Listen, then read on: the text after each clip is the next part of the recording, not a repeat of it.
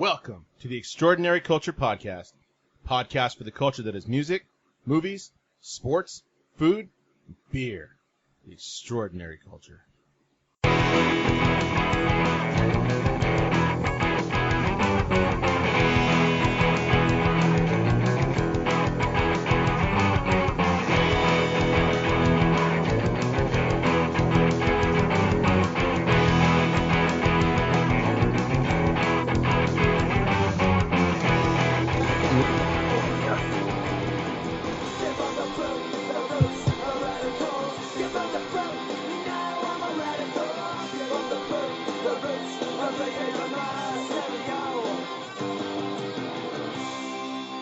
That was the longest 2 minutes ever, Dan. I have not used this laptop. I have one for work. Matthew's been using this one, and so I had a ton of shit to update, I guess. So it did it.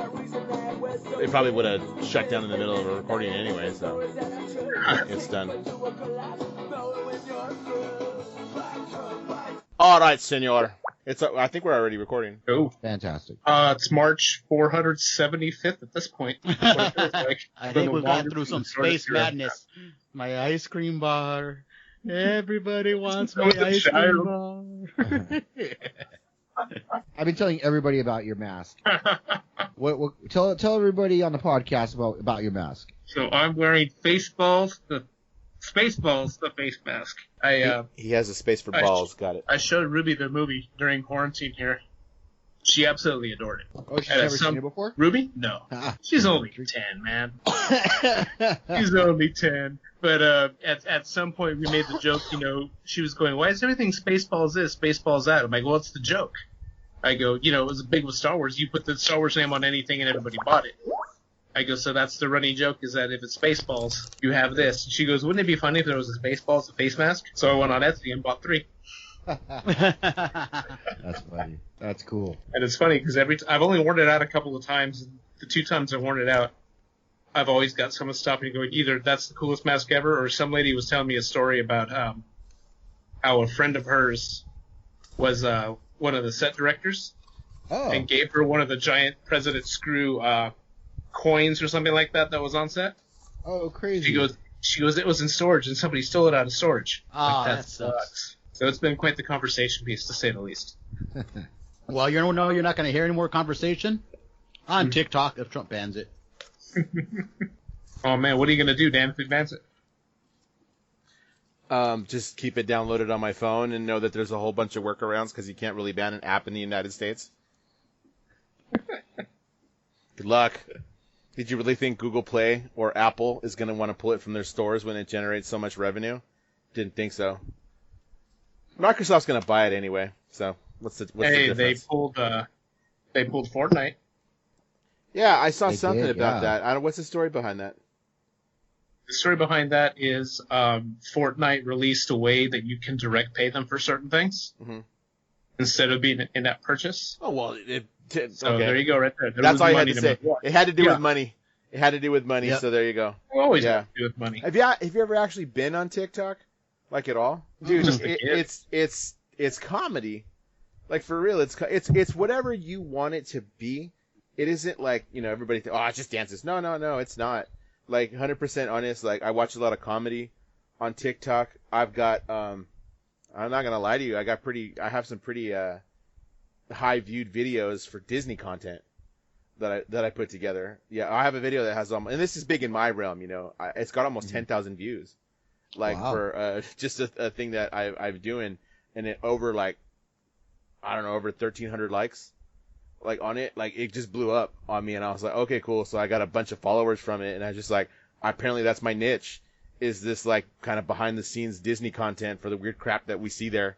Just kind of I voice it over and it gets a couple thousand views and a couple hundred likes, and I'm like, oh, that's kind of cool. Okay, that's cool. But like Rick, this relates to you. Like I've learned how to do so much in this virtual world for our job through TikTok. Like because people show how to do it, in like a minute. So I'm like, oh, dude. Like I've actually told friends. Friends have asked me, hey, do you know how to do this? I sure do. Show them. Like, how did you learn that? TikTok. Really? I was like, yeah. They're all, teacher TikTok is a thing. I'm all 100% teacher TikTok is a thing. Like, yeah, for either for tips or just them being, screwy and letting loose. So, like, no, it's not. Mm-hmm. I don't know what subversive thing. He's just still mad because a whole bunch of freaking K-pop fans trolled him at his rally in Tulsa. Like, whatever. Yeah. Okay, Yeah. You can't. There's no way you can't ban an app when everybody has a separate IP. How can you ban an app? You can't when I can just go through other means in order to get it. It's a ridiculous notion that it would even happen. Where it is banned, they have more control of the internet. You can't do that in the United States. I heard India wants to ban it. Yeah, or banned it. but and I think New Zealand is looking into it. But the way their internet works is different than the way ours works. Like the infrastructure for the internet, you can't do that in the United States. Yeah, it's like nearly impossible. So. Whatever. I mean, like, there was a whole bunch of stuff going on about it, actually on TikTok, and then pretty much now everybody's forgotten about it. It's like, it ain't gonna happen, so let's move on. So I just thought it was interesting. But it's fun. It keeps me entertained. Like, you see some cool stuff, people that have blown up, and just comedy stuff, dude. I like to watch that. I like to watch dudes that, like, flip stuff. There's guys I watch, they go to, like, Savers and, like, swap meets and stuff and buy old toys and flip them on eBay. That's interesting, dude, to see the Star Wars figures they pick up and, like, Godzilla figures. Is like, dude, this is, like, interesting stuff. It's a time waster completely. Like, I think it's pretty cool. So, yeah, there's my thing. Yeah, we'll talk more about Star Wars toys later. Yeah. Okay. You know what, though? One of those things we've talked about in previous podcasts, and just a reminder, this is the 25th anniversary of An Out Come the Wolves. Yeah. So that's been, and I will tell you, I listened to it, and that's a story in itself, trying to listen to this album. Because, I'm running 12-hour days at least, the way I'm doing things with school and working with the kids and doing dinner and all that stuff. I'm working 12, 13-hour days easy. So I may have an hour to an hour and a half gap here and there that I'm like, okay, I can do something.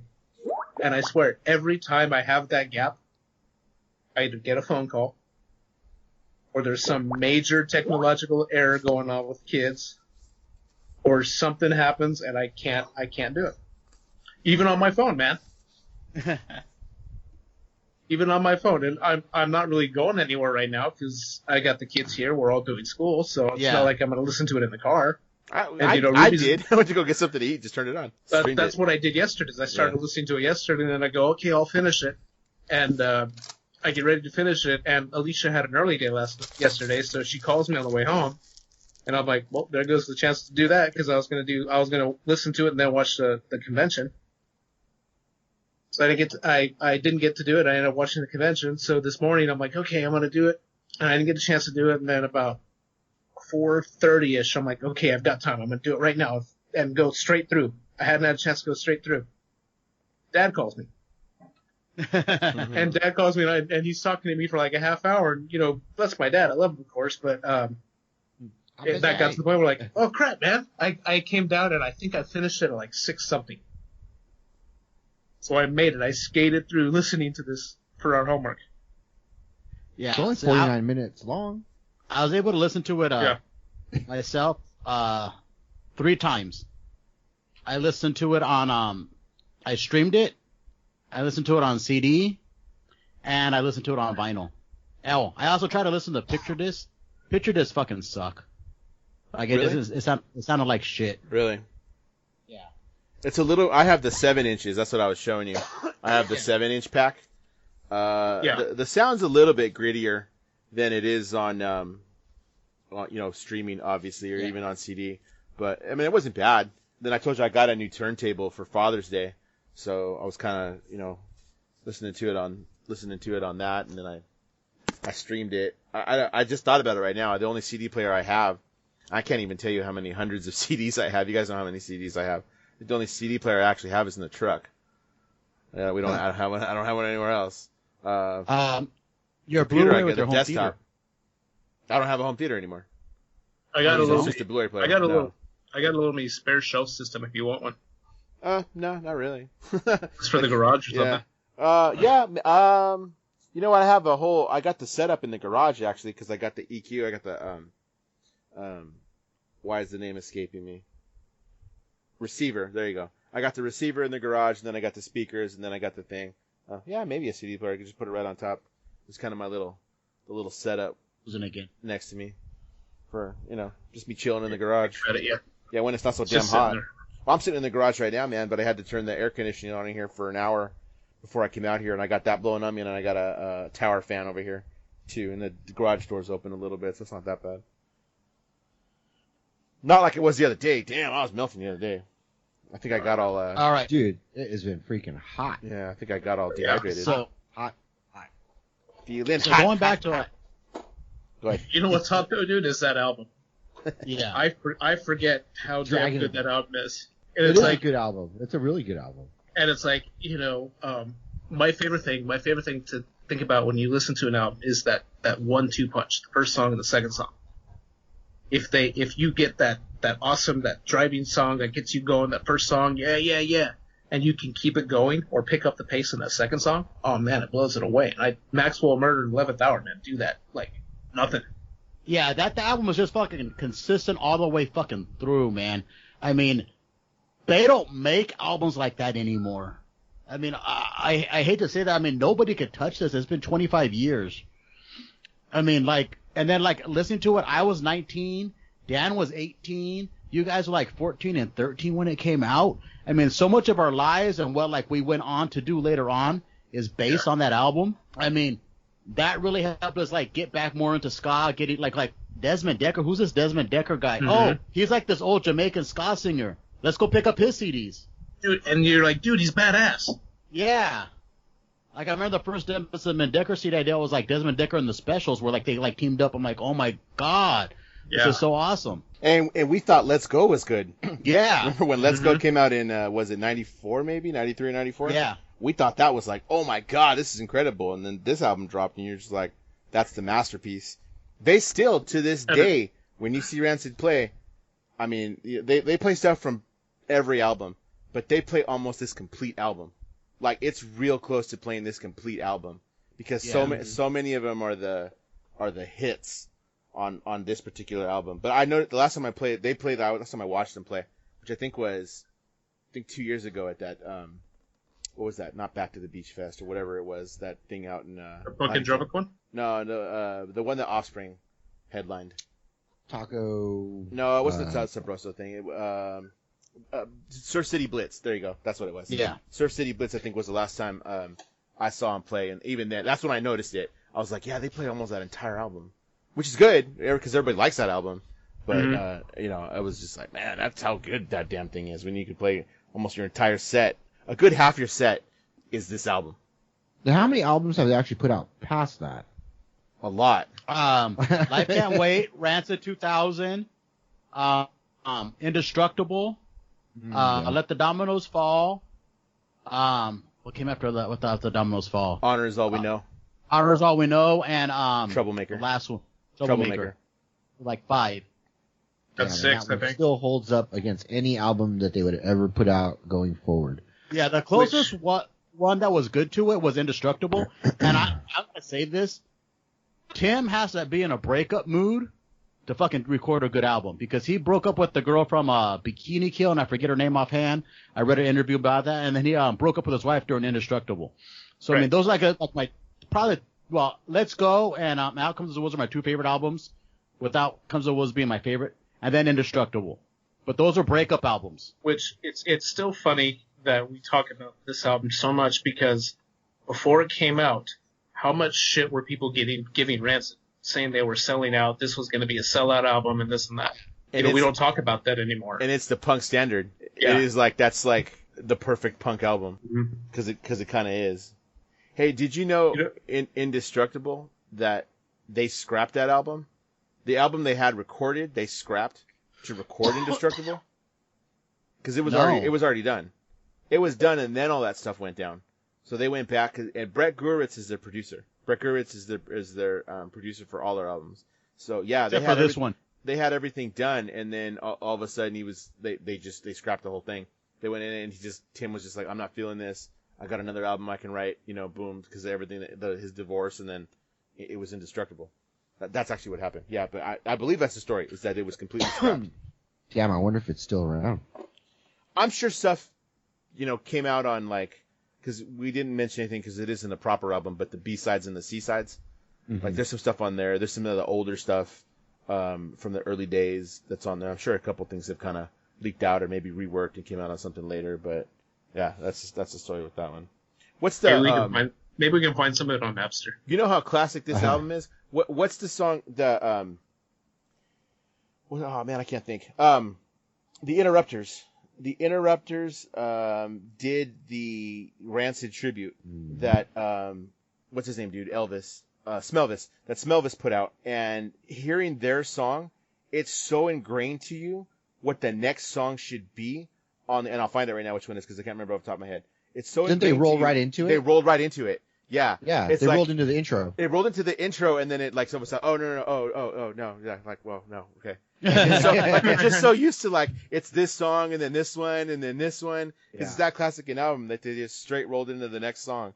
And I was like, "Are they gonna play this?" And they stopped and they're like, "No, it's done. We did our song." And I don't remember think play that next song. When Union 13 covered Roots Radicals in Spanish. Yeah, that was rad. That was fucking awesome. It's like it gave you like a whole deeper appreciation of that song. What's that album called, man? The Give Him the Boot. Bugging me. No, not Give Him the Boot. Oh, is it called Give Him the Boot? The tribute? The tribute's called No. The Hellcat one with Union 13 was Give Him the Boot. Give Him the Boot. But the Records one was and the other Union 13 album I think it came out was East Los Hooligans. Yeah. Hooligans. That's what it's called. It is called they did the 11th hour, Dan. Okay. So what's after the 11th hour? Roots Radicals. Roots Radicals. Yeah, so they went right into that, dude. That's pretty cool. I dig that. Took the 60 bus. Oh, wait. And I don't care. We're gonna hear that right now. First break. You're gonna hear that song, dude. That's what you're gonna hear. Which one? The Interrupters or? No, the Interrupters version. Yeah, just so you can hear that. We're talking about it so much, just so you can hear it. The Interrupters will be what we hear. That song on the break that we take. Are we ready for one? Yeah, let's take a break. Take one.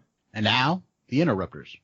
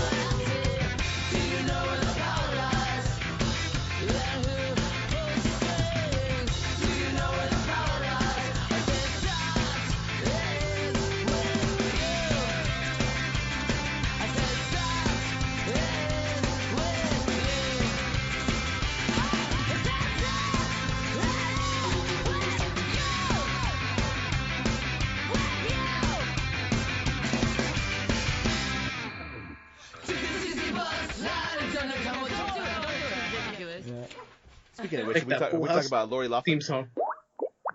Talk about Lori Loughlin, baby. All right, what did she get? I didn't see the sentencing. She got five months. 5 months. Oh yeah, 5. She got 5 months. Wasn't it? No, she got 2. Her husband got 2, and her husband was gonna get 5. Massimo. And they said that. Remember when his brand was a fucking shit? I was gonna say, is it the same as the little surf brand? Yeah, it is. It is. He is that. And then it's ended up at Target. Yeah. Yeah. Still. Hey, he made plenty of bank selling that to Target. So is Airwalk. Airwalk's at Target too. The secret of a good life is knowing when you're through. Anyway. So, well, we cut in, and I'm gonna leave it where we talked about Lori Loughlin because why not? Aunt Becky's going to jail, baby. She ain't gonna be doing nothing. Nah.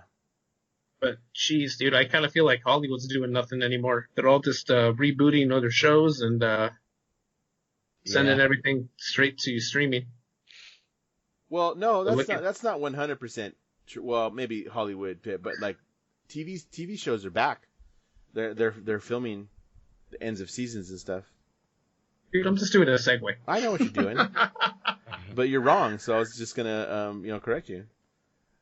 So, but no, Hollywood. Well, go ahead because you led into it. Movie theaters are still definitely hit. Yeah, no. Don't get me wrong, but looking at the list of things that we've been talking about here and there, Mulan, Reboot. I know it's a reimagining. It's got some stuff going on, but it's going straight to Disney Plus, and it's going to be Disney Plus first premium additional purchase price. Have you guys seen that, Dan? Yep. And am I paying it? Mara, you've seen nope. that one? But we'll talk about that in a minute. So you can order Mulan September 4th. It's an additional $29.99 on top of your Disney Plus subscription. Now, Xavier and I were talking about this a little bit before, and I'm like, I'm going to eventually get it. I'm not going to lie. I'm going to eventually get it because it's still $29. I would pay $7 matinee to go do it on a Sunday morning. So I'm still paying $28-$30. Same price as that. But when you think about it in terms of, I'm only paying $60 a year for Disney Plus. It's literally 50% more of my subscription price. But when you think about it that way, you're like, oh shit. I don't view it the same. At all. I don't. I think it's because of the way I watch movies. So I 100% know, price-wise, yeah, I'd probably spend more than that to go to the movies. Because I'll do the, $5 to $7, first thing in the morning, but then the popcorn and, the snacks and stuff like that. I'll spend more than that. But what I told my friend Michael is, I know I'm paying for the experience. I know I'm paying to leave my house, to go do this. It's a whole outing. I know that. If I'm paying $30 for a movie here, it's just here. And how many times am I going to watch it before they put it on there for free? Because they will eventually put it on there for free. They're just going to get what they can out of it, and then it might be gone for a little bit, and then, okay, now it's on the thing. Not enough to justify the $30. Not for not having the experience of the movies. For not having that. So I'm like, no, I probably won't pay that. No, knowing I pay more for Disney Plus and all that kind of stuff. It's the same as buying a Blu-ray anymore. I don't buy Blu-rays anymore. I can't remember the last time I bought a Blu-ray. I can't remember the last time I watched a Blu-ray. I stream everything. I was The Rise of Skywalker. Okay, yeah, well that's Star Wars. That doesn't count. Wait, but, how much did you pay for your Blu-ray? Huh? How much did you pay for your Blu-ray? Yeah, I did for that, and I have watched it a couple times. But I'm gonna end up, and I think I only have that as a collectible, really, because what I was gonna say is I spent a little time sick 2 weeks ago, I wasn't feeling well, and I've been watching the Star Wars movies on Disney Plus, streaming them like that. I just find it easier because I can do it from the phone, I can do it from this, rather than I have to go sit down and do this. I just know I'm not gonna watch, and I know I just maybe negated myself, but I don't think I'm gonna watch Mulan enough times for me to justify $30 extra to it. The thing is, it's only available for what? Is it available for 48 hours when you purchase it? I know. I thought it was added to your collection. I thought you for it. It's a rental. Oh, it's a rental? So you're paying $30 for a rental? Yeah. Well, you pay $30 to go see a movie in the theater. But again, that even makes my point stronger to myself. It's no, I paid for the experience. I had to leave the house to go do that shit. For sure that's not going to happen. If it's a 48-hour rental, bro. Yeah, renting. Yeah. The Nerdist article says how renting Mulan will work on Disney Plus. Ooh, that's a solid no. I never cared for the cartoon. I don't care for the live action. Not for Dude, Disney Plus. I have a 70-inch screen in my living room. I can shut off all the lights, make it nice and dark. Yeah, I've got a high quality sound bar. I can do a nice experience with it. Now, this is what I want to know. I'll go to the 99-cent store and buy a bunch of Morty, candy this is what I fucking want to know, Morty. Am I gonna fucking get the fucking Szechuan sauce back? I want the fucking Szechuan sauce back at fucking McDonald's. It only came out fucking for a limited time with the movie Mulan being released, Morty. Was that English? Talking about the tweet. So. I believe so. From a different sour sauce. That's crazy. I don't know how to follow you're just that up. renting. You don't even get to keep it. Yeah.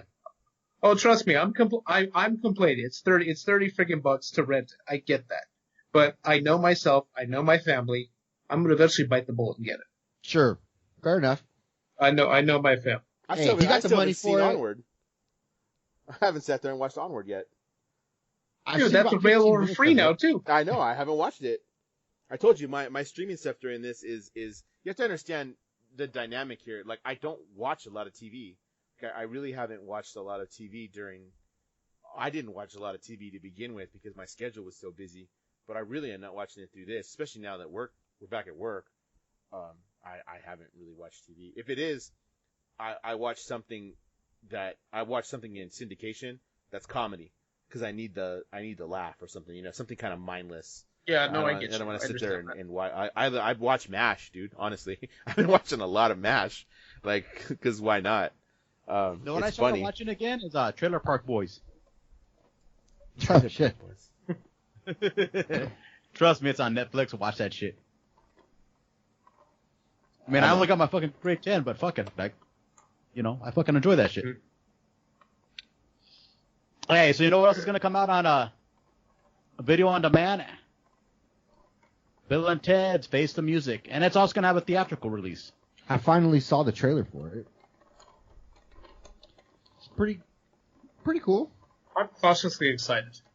Bill and Ted was fun. That's gonna be a guilty watch, just because you're like, I'm gonna check this out just because it's Bill and Ted. Like, let me see what this is about. That's why you're gonna watch it. I heard they're gonna make pay the another $20 John to watch that one? I don't know. I'm gonna be honest with you. I might tell you, do I want to watch it? Yes. Will I actually pay the $20? I probably won't find the time to sit there and actually watch it. So no. Like, especially if it's 48 hours. Yeah. Like, I've been watching Return of the Jedi, and it's been like 3 days. I'll watch it in like pieces, that just because I get busy, I'll finally come to a point where I'm like, okay, I don't have anything to do right now. You know what? I'm gonna watch a few minutes of Return of the Jedi. That's how it's been. So my 48 hours would go by, and I wasted my money. So yeah, no, Dang. probably not yet. I'll wait till it's on HBO, or I don't even have HBO, Showtime, or like Cinemax or something. That's probably when I'll see it. Maybe you'll finish it in 25 years. Yeah. Just in time for the return of Who's the Boss. Oh my Okay, so God. what is this? Explain to me what's going on with this.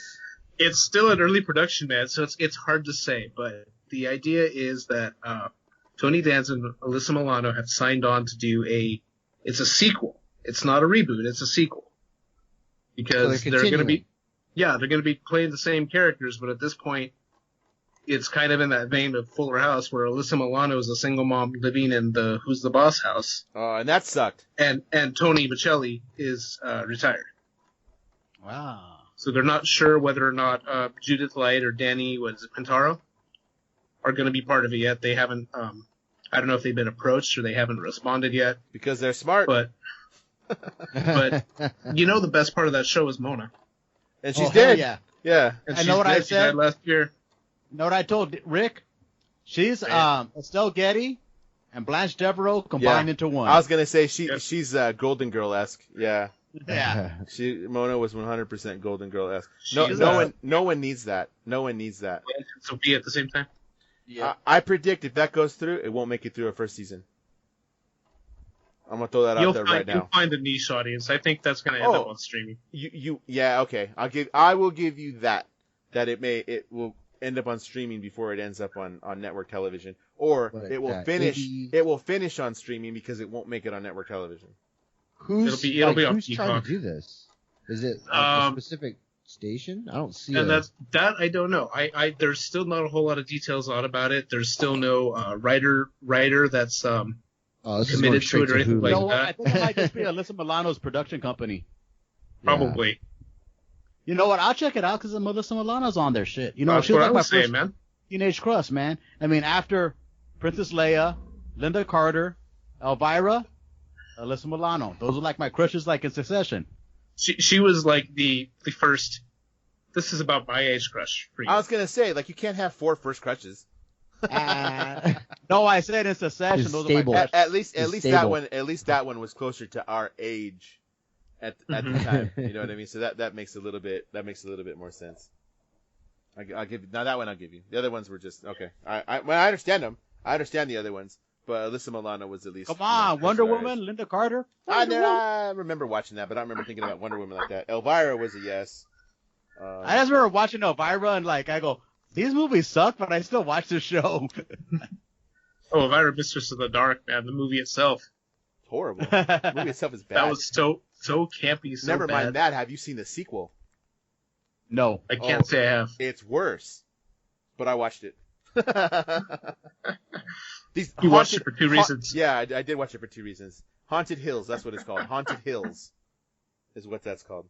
Nah, the Who's the Boss single went up on like Peacock or something like that with Saved by the Bell's reboot. Otra vez. That's another Well, one. hold on. Speaking of Saved by the Bell, if you guys don't follow Foos Gone Wild on Instagram, you have to. That's some funny shit. Yeah, I do. Foos Gone Wild. Did you see the reveal the other day? No, They got a character who he dresses up, kind of like a half. I know they were going to. Yeah, I know they were. Did he really reveal his face? It's Mario Lopez.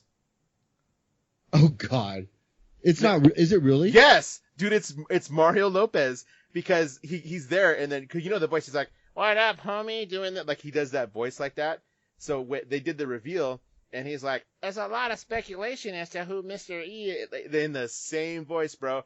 Then he takes off his stuff, and he's all, "Ha ha!" And you're like, "Oh shit, dude! It for real was Mario Lopez." Really Mario? Okay, yeah. I'll have to go back and look at Like, it. it's freaking. So like, it's his page. It's not his page, but he works with him. Like he Gotcha. started that little comedy bit to work with him and do that stuff. But yeah, no, dude, Gotcha. I was like, okay. yes, dude, that's down. Because you know, like for real, I mean, we were all into Saved by the Bell because it was a thing at the time. Yeah. You know, Slater, it's stupid, like it's campy, it is. But like, Yeah. I got respect for Mario Lopez and what he kind of did afterwards.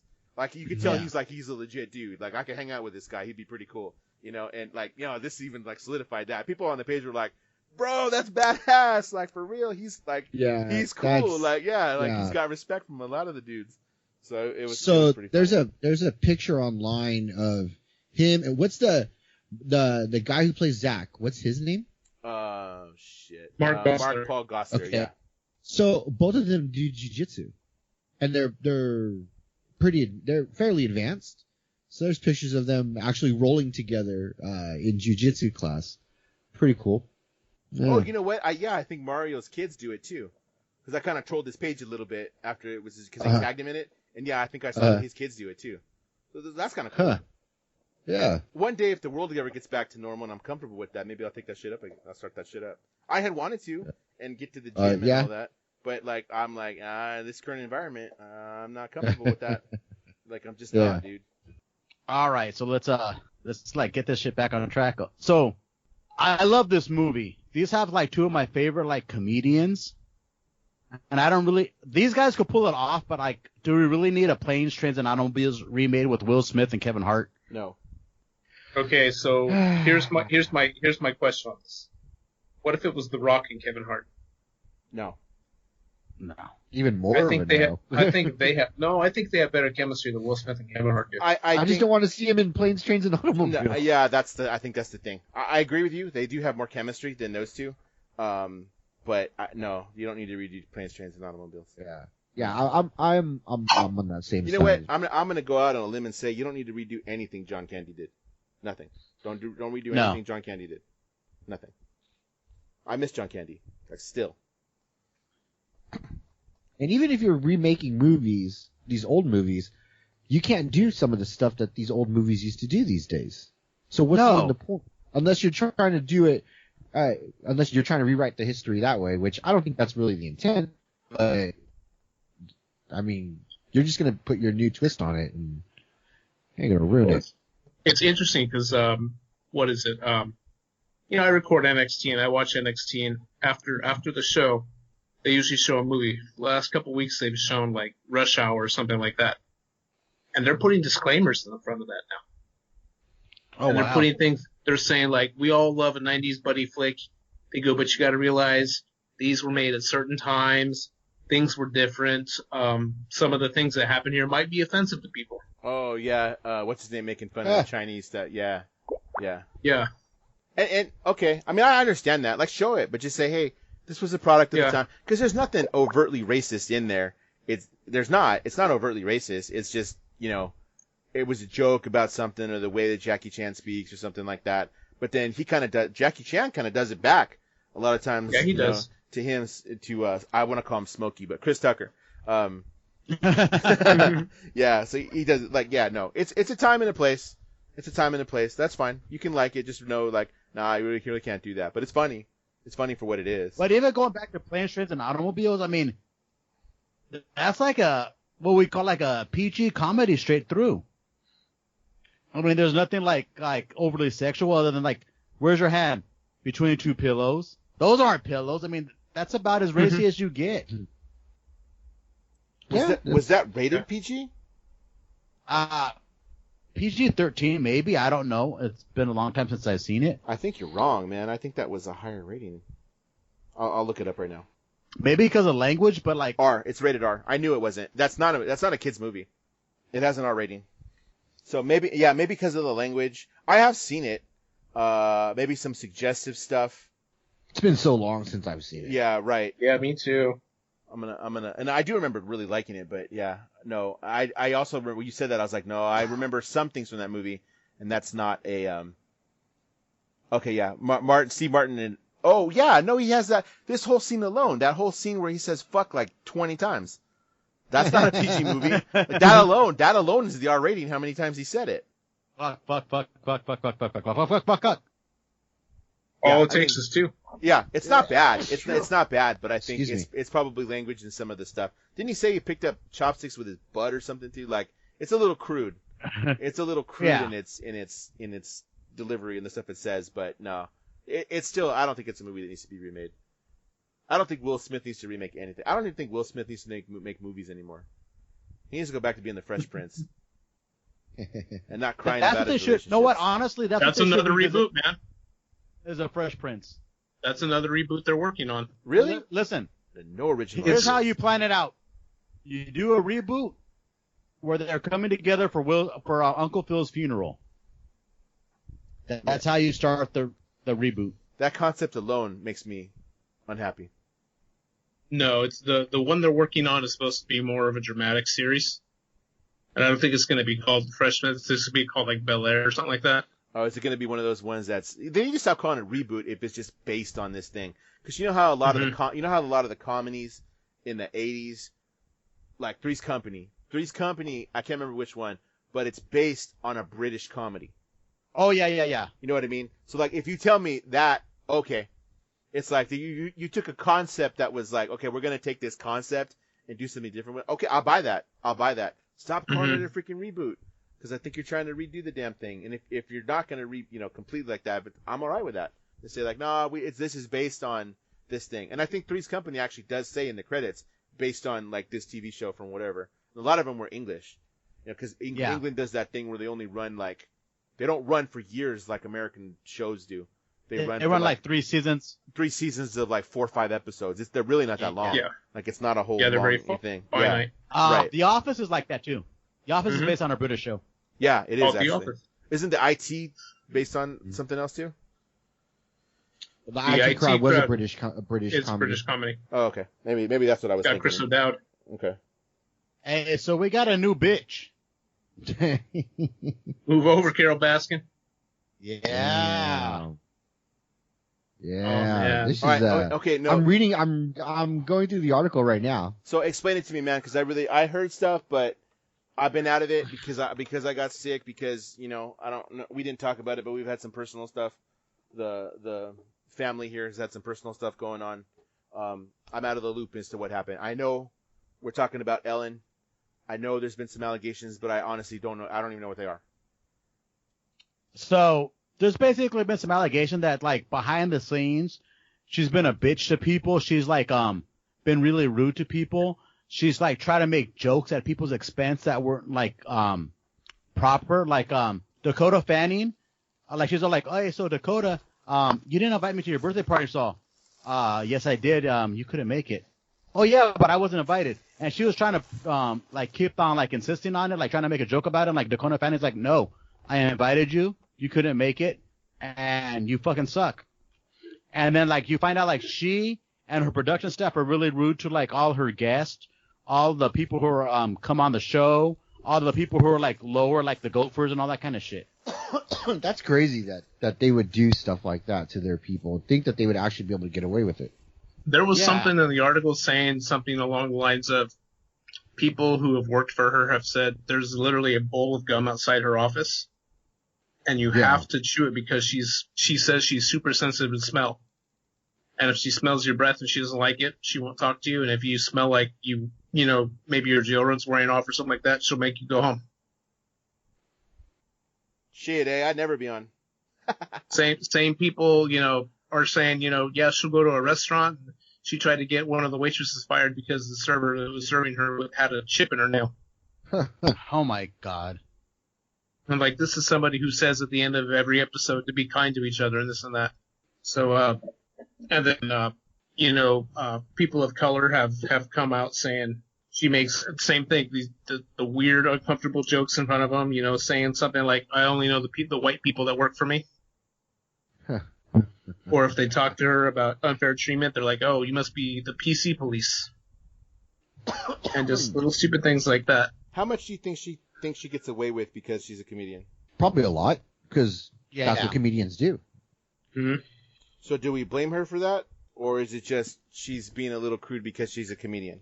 It's a slippery slope, because for someone who literally goes out of their way to talk about being nice to people and wanting to be nice to people and talking about that kindness crusade, to put on that front and then to do these things, you really can't have it both ways. You're setting yourself up as a fake person.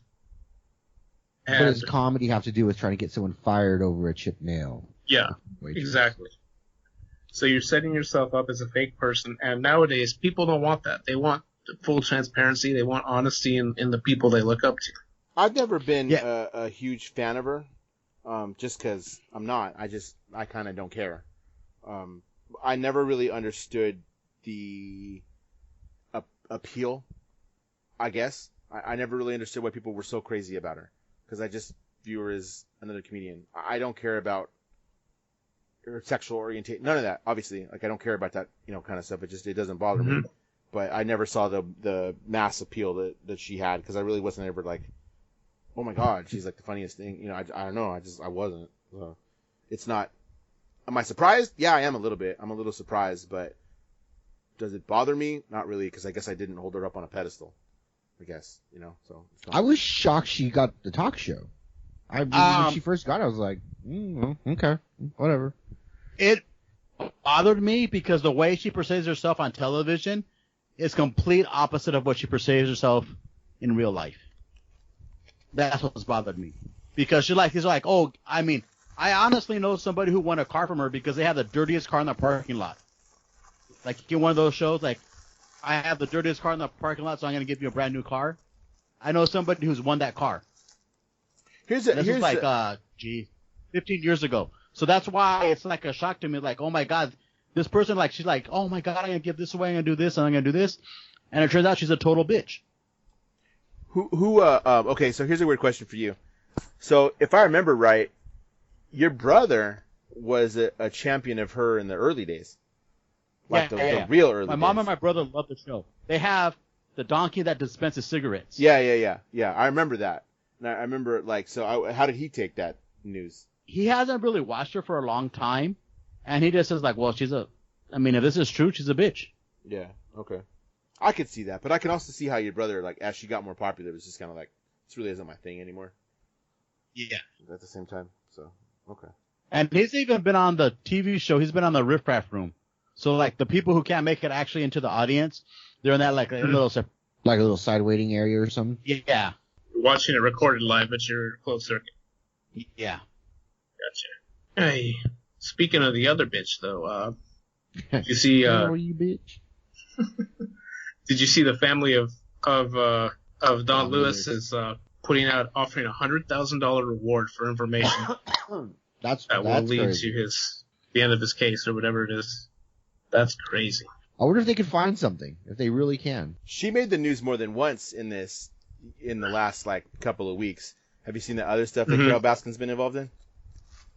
The only thing other thing I saw was that thing with what was it, Cardi B? Yeah. Yeah. Is that what you're talking about? Yeah, that's oh, what I okay, was talking about. Go ahead. Did you hear about this, Xavier? No. No? Okay, It's pretty so, funny. well, you know who Cardi B is, right? Yeah. Okay, so you know she and Meg Thee Stallion just came out with that song WAP that everybody's going crazy about? Yeah, wet ass pussy. Yeah. So, I guess in the music video, there's some tigers in it. And so Carole Baskin gets all butthurt about it because it's like, that you can't do that. Those are the type that came from Joe Exotic Zoo, blah, blah, blah, type shit. Like, that's not the way they act, and blah, blah, blah. So she went off about this shit, and Cardi B's response is, bitch, shut the fuck up. You killed your husband. That was the response.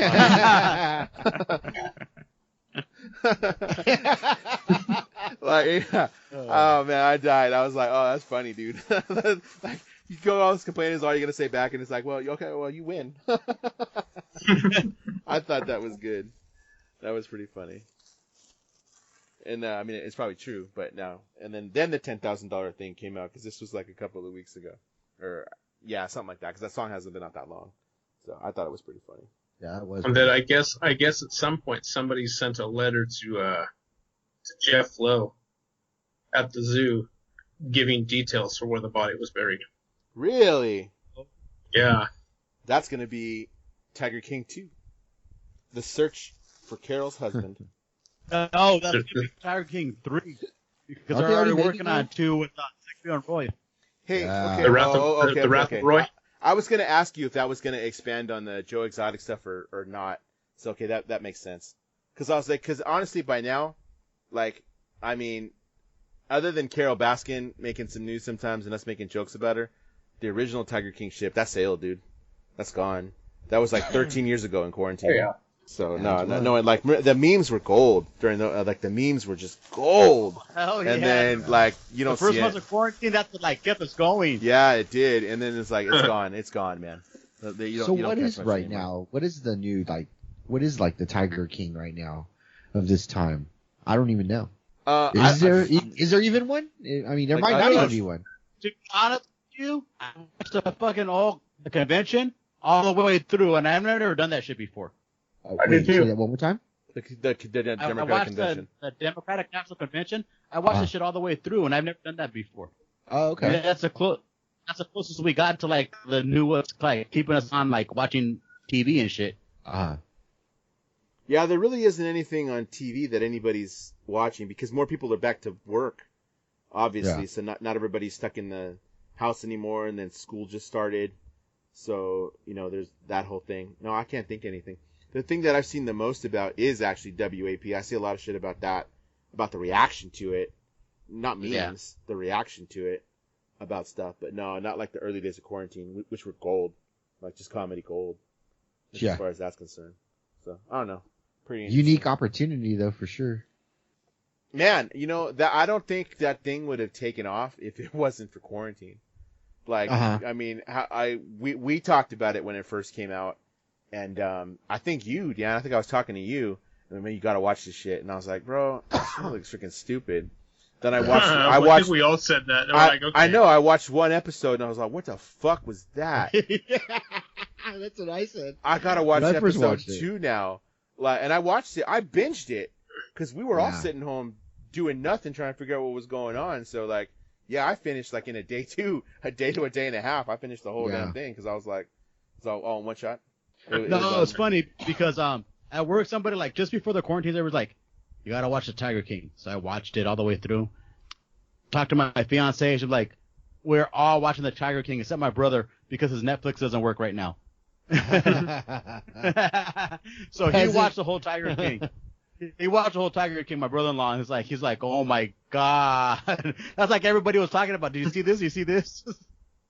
So we all, like my whole family, both sides got on that shit. Yeah, dude, I watched it like 3 times. But like I watched it like with Chris's dad and her, his girlfriend.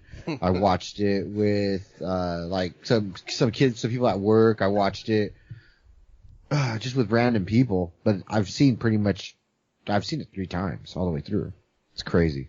That's one of those things you're like, you haven't watched that yet? Sit down, put it on Netflix. Huh? That's what you were doing. Yeah.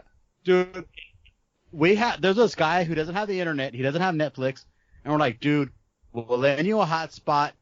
We'll give you a password. You got to watch that shit. He's all, and it's all white people like, no, I don't want to watch that shit. I just don't want to watch it. I'm like, oh, fuck it. We bought a Chromecast in like, where did we buy it? Like in Rancho on our way out to Arizona to Chris's dad's house. When we got there, we set up the Chromecast just so we can watch Tiger King. Cause I wanted them to see it. I'm like, you guys got to see this. They watched it and they were like, what was that? But the next day they were all, hey, can you put it back on? And then all of a sudden, boom, they were hooked. They wanted watching the whole thing. They didn't understand really what was going on, but I kind of explained to them because I had already seen it. I'm like, okay, well, here's what's going to happen. This is why this is happening. And then pretty soon, Chris's dad's girlfriend, she was hooked on it. She was like, oh, this is great. I need to watch the rest of it. I have Netflix. I want to go home and watch it now. All right. So let's take a break. Yeah, we'll talk about our song. Star Wars news. 2018 bus afuera de Los Ángeles, pensando pa' me estaba esperándome a mí. All the pop buckets and the moon stoppers estaban en las esquinas pidiendo dinero. Yo empecé a pensar y luego a tomar. No me acuerdo mucho de ese día. Lo mismo como chiste cuando se acabó el dinero. ¿A dónde vamos a los 15 años? Con la música ajustada y hablar de revolución. Me sangra en mí. Y me dice, dale la vuelta, raíces radicales. Dale la vuelta porque somos radicales. Dale la vuelta, raíces cobras en mi barrio. El radio está tocando desde que he cantado en el bus 43 a ir a la subida. Adentrando pero el reggae sonando y todos venimos de pobres familias. Porque pienso más, levanto la botella, señor conductor, de que esta gente entrar. Chica mala came con sus faldas cortas, mi visión nublada no miro más. Con la música asustada y hablan de revolución, me sangra en mí y me dice, dale la vuelta, raíces radicales. Dale la vuelta porque somos radicales. Dale la vuelta, raíces sobras en mi barrio. En mi barrio.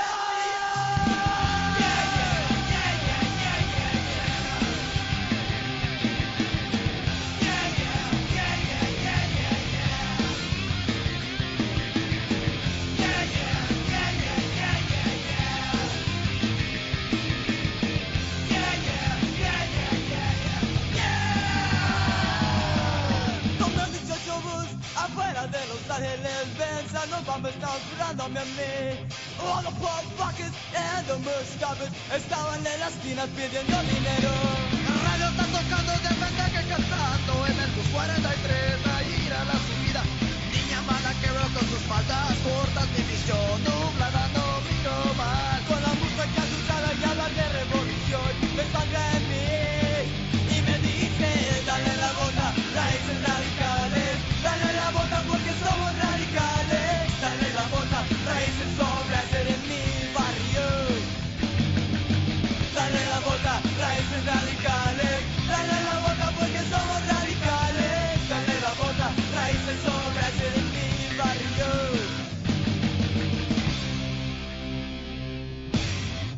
The nights are long, but you might awaken to a brand new life. There's a path to take and a path not taken. Choice is up to you, my friend. We are back, and we have Star Wars news. I don't, But someone has Star Wars news.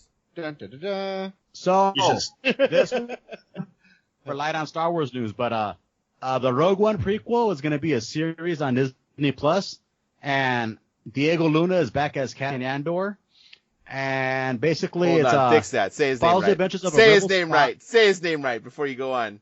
What did you call him? Cassian Andor. Okay, that's not what I heard. That's what I fucking said. I don't know. I fucking had a 22 of a fucking like 10.9 beer. Yeah. Okay. Anyway, Cassian Andor's back. Diego Luna's back as Cassian Andor. What did you say? So it follows the adventures of the rebel spy Cassian Andor during the formative years of the rebellion prior to the events of Rogue One. Diego Luna reprised the role of Andor, which he originated in the 2016 film, and it's which was like one of my favorite films of the after the original trilogy. So it's gonna be back. They're start shooting it now, and that's gonna join the ranks of the Mandalorian, which is gonna come out with season 2.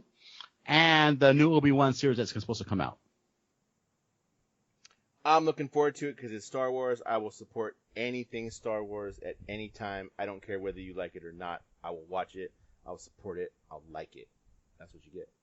Bam! They just cast his co-lead, right? Yes. Who's that? Adria Arjona? Adria Arjona? Has she done anything we might know? She was in the most recent Pacific Rim. She had a role on Good Omens. She was Jules Reyes in Pacific Rim. Nothing I'm 100% familiar with. But she'll be in the last Spider-Man Pacific spin-off Morbius. The last that what she Yeah, Pacific Rim Uprising. Oh, okay. But I saw the first one. The first one's pretty good. Yeah, the first one's very good. I don't think I saw the second one. No more John Boyega yet? No. Didn't he say he's done? I thought I heard him say that. I thought I heard him say that he's done with it. It's just time to move on. Like, he's proud of it, but it's time to move on. From I understand. No. Oh, well, I'm good with yeah. it. There's a ton of people that want to get into Star Wars. And that his part of the story is done. Yeah. When you think about it, it doesn't need to go anywhere else. It already took, poor guy. He didn't get it as bad as Ahmed Best, but people already shit on the sequels anyway. I mean, we're happy with him. He told the story. Okay, move on. Let's move on to some. There's so much other stuff to. That's her. There's so much other stuff to explore. Yeah. That go for it. Get somebody else in there and do something different. Do stuff like the Mandalorian. Do stuff like the Rogue One prequel and the Kenobi thing. Like, yeah, that's you could just move on. I'm excited for the Mandalorian. If I read right, she is Puerto Rican descent and Guatemalan. Puerto Rican and Guatemalan. So you're gonna have Diego Luna and her together. You're gonna have a very Hispanic-centered. And they're gonna fight because that's pretty cool. They don't like each other either. AX. Check. Yeah. I heard you did something we thought 20 years ago, 25 years ago we'd never do. Yep. I sold my Star Wars toys. What? Is she making you sell your toys? So remember back, you were telling everybody, like, we're talking about the toys that made me? And you said, like, I got friends who have, like, the toys in the original box. Yeah. Yeah, I sold my toys in the original box. But these are the Power of the Force 2 that came out in 1995. So they weren't worth shit, dude. No, and we all thought they were going to be, so we all saved them, so we saturated the market. So I think every one of us, as a kid, as a teenager at that time, was like, oh man, I'm going to save these things because how much does it cost me to have my toys now back? I'm going to make sure I save these and keep them boxed up, and we ended up saturating the aftermarket. Yeah, well, at that point, it was like, the original ones are because no one saved toys during those time. It wasn't a thing, so you just did whatever with them. But then by the time, I don't even know that anybody, the collectible market had picked up when those had come out, but really the companies were in it to say, well, we can sell these toys because people want them. So yeah, they were. The market is oversaturated. How many times have we gone to, now you know this, X, I know you sold them, make room, whatever your reason was, but how many times have we gone to Frankensons or Celebration or Comic-Con, WonderCon, yeah, Comic-Con, and you always see those. They're for a reasonable price. I mean, you can get it, a couple of dollars. Really, they're not expensive. Like I told you, earlier I watched flippers, do something. There's this guy who he specializes in that. He does old toys, even just from Saber, even the loose toys, because even the loose toys sell. But he was like, oh, they've got a bunch of these, but that at that price that this guy wants, that's too high. Like I can't make a profit on that because the price he wants is too high, and it's 100% true. Yeah, you can't make a profit on that. You're just getting rid of them. Somebody'll want them. Completing a collection or something like that, but, So, the lowest I've got for a figure was 75 cents, and that was for a Tusken Raider that's slightly worn. And I have some damaged ones that I'm getting like $1.50 for. The most I'm getting for everything in my collection is $18 for the Monopoly sets. Shit. Is it unopened? Yeah, I have 2 Monopoly sets that were unopened. Mm-hmm. I have that set. I might have one that's unopened. I remember doing that. I had the... Shit, where is it? I have the spreadsheet open. Have you guys actually looked into the value of some of your stuff? Those aren't worth anything. They're not. There's some variants that might be. Even like the ones in the box in your room of toys. None of that stuff. Dude, I shipped them. No, they're not. I shipped them in the box that they came in. I shipped them in the box they came in thinking that I could get some more. No. You shipped them in the shipping box they arrived at Kmart. Yeah. Interesting. That's I cool. I still have those too. Those are mine are kept in those As too. do I, yeah. Yeah. No, they're not. I kept them because I still have them, and they're in my shed in those boxes, but I kept them because that's just a part of who I was at the time, and I like them. I mean, one day one of these kids is going to move out, and then maybe the whole wall will just be, figures or something. I have a bunch of them, the newer ones. I have a bunch of the newer ones, like the main characters, hanging in my classroom. Like I would just put them on pins and just, put them up. And I've had several students who've given me one too, and those just get hung up on the wall. It's more of a he's a fan of this stuff, so there it is. Yeah, I have a handful of the Black Series, the 6-inch ones, that are unopened. I have some of the big diecast ones too from the Disney store that I just thought if they look cool, I got it for a reasonable price because I got all those on clearance. Yeah, I picked it up because I thought it looked cool. I really didn't get it as a collectible. I haven't done a collectible thing in a long time. I'll come through and find something that I have is like, oh, that's worth that much. Damn. Dan, you know what I found that's worth a freaking shitload of money? Oh, X, you might know this too. It's a book. I have a book called The Spirit of 69. It's like the skinhead story. Yeah. You know how much that fucking thing is worth? It's worth $100. It's worth a few $100. Wow. Because it's out of print and it's been out of print for a long time.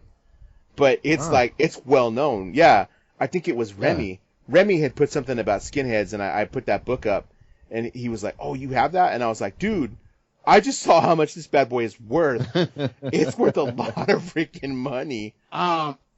Did you get it from that one guy that the TA that we used to know at UCR? Yeah, Shannon. Yeah, who was a shark? Yeah. He was a skinhead. Yeah, I gave him something. He was a redskin. Yeah. I gave him something. I think I gave him copies of some CDs or something, or something like that. I traded him something, and he's like, "Hey, you want that?" I'm like, "Yeah, that's cool. I'll take it. I'll read it." And I know it's freaking worth a whole lot of money. I was like, wow. Damn.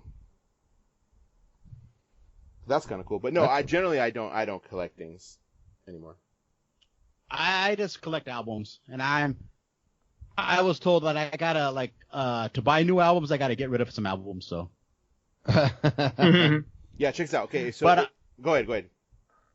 So I got a friend of mine who's just gonna get a turntable, so I said I'll leave some albums with you on loan, like kind of permanent loan. Just don't fuck them up. He's all, okay, I could do that. There you go. Keep it in the That's the family. way to do it. If you go on Amazon and you look up that book, Spirit of 69, it pops up for a used copy, $202. Whoa. That's what somebody's actually selling it for. A used copy of that book. I was like, oh my God. You know what came up worth a lot of money, and that we probably all had that CD, is a Black Rose Phantom CD. Oh, I saw that. I saw Oscar. How much is it worth? It was ridiculous, dude. It's like you wouldn't pay that for It was a CD. like $500. What? But like I'm like, but then I looked it up on Discogs right now, or on Amazon, excuse me, and it's about a $30 CD, which is like, That's pretty good. yeah, for an out of print CD. Mm-hmm. Damn. Good for them. But I sold a bunch of albums like to Doctor Strange about like 3-4 years ago. I got about $300 worth of stuff, and one of them was my AFI box set. Yeah, because that has all the vinyl in it. Yeah. You know what I have that's worth some money? I have the first pressing on CD of Initium by Sawin that has the Unholy Passion EP on it. That I bought used. I bought it used at Mad Platter back in the day, and it's worth about almost $100. That's what it's actually worth, because it's the very first printing on CD, and that was 87. Like it's old. Yeah, it's an original CD. Thank you. Sorry. Well, the Sam Hain box set is worth about like $150 if you can find it. Well, I have that too. Yeah. Or brand new, that was like $80 brand new, so that's like double the price. Yeah. Hey, speaking of stuff that's old and records and stuff, did you see that Guttermouth did a re-release of their shirt, the one that has the punk rock thing on the back, the description of punk rock? Did you see that? I've seen it. I didn't look at it. Oh, I went for it, man. I had to have that one. It's a black shirt. It just says Guttermouth across the front, and on the back it says that punk rock, loud, fast, and deliberately offensive style of rock music. I think it was like $20. It's a limited run. It was only like $20, and then like, once you do shipping and like the tax and all that, it was like $20. It was like $25, $26. So I was like, but that's what you pay for a shirt anyway. Like, it's a price. So I was like, I'll get that. I'll wear that because that's OG. See, when I saw that, I'm like, are they gonna reissue I'm a dog fucker shirt? I never had that because I couldn't bring myself to buy that one. But yeah. I was like, man, that's gonna be messed up. I remember seeing that at Monkeys to Go, of all places. Monkeys to Go, damn, I haven't heard that in forever. The one I think that was the one in Whittier too, not before they moved to Pomona. The original one, huh? Remember shows? Those were fun. So you can put this in the podcast. I don't give a fuck. Watch ones on TV. I was talking to this about with your brother. I go, 2020 might be the first year that I don't go to the movies. Oh, you hadn't gone before? No. There was nothing I wanted to see, so I was like, I'll just wait till like whatever Marvel movie came out or I'm trying to remember the last movie that I saw. I don't remember. Sonic the Hedgehog? Oh yeah. Yeah. Oh yeah, because we talked about that in the early days of quarantine, huh? Yeah. Yeah. Wow. I went out with that one. Which is a good movie, actually. It was good. I'd watch that again. Are we just going to go straight through the music stuff? Or you want to take a break before we get to the music? Yeah. Let's take a break. Okay.